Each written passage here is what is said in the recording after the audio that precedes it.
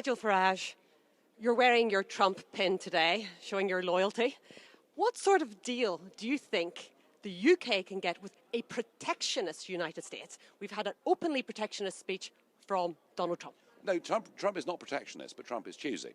And what Trump is saying is that actually countries like China, through government subsidy, through, for example, the steel industry, have beggared parts of Britain, Europe and America through their policy, through their aim to take a share of world markets. Trump is not protectionist. Trump is not isolationist. He wants to do free trade deals with countries that he thinks are on equal terms. So he sees the United Kingdom as a very good starting point. But are we on equal terms? The UK is 60 million people against the United States. They're saying they're going to fight for their best interests on a bilateral basis across the world.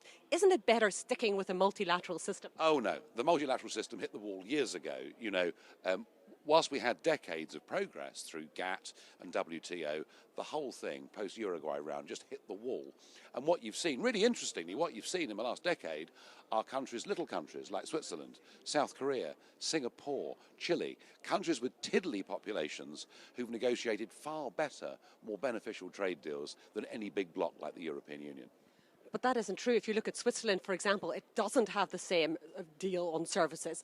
It doesn't have that ability to negotiate because it's just not strong enough. You know, my father's got a Japanese car. He paid a 10% tariff on it. If he was Swiss, he'd have paid nothing. You know, Japan has got trade deals all over the world, which we as European Union members have not got. The point is, actually, we're living in a world where bilateralism is back in a big, big way. That is what Trump believes in. He also believes in nation-state democracy, which is why this place sees him as an enemy of the European Union.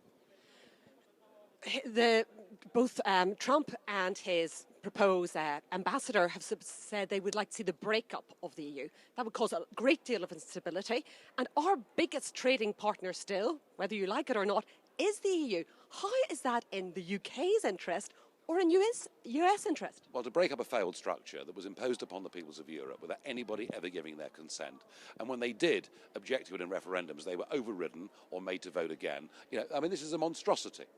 An absolute democratic monstrosity that is failing in economic terms, is not even bringing the peoples of Europe closer together. In fact, I see huge enmities now that have broken out between North and South. There is always a worry, there is always a fear that when the status quo changes, there will be instability. Actually, in realistic terms, I think I can see a Europe. And whether it's 5 years away or whether it's 10 years away, I don't quite know.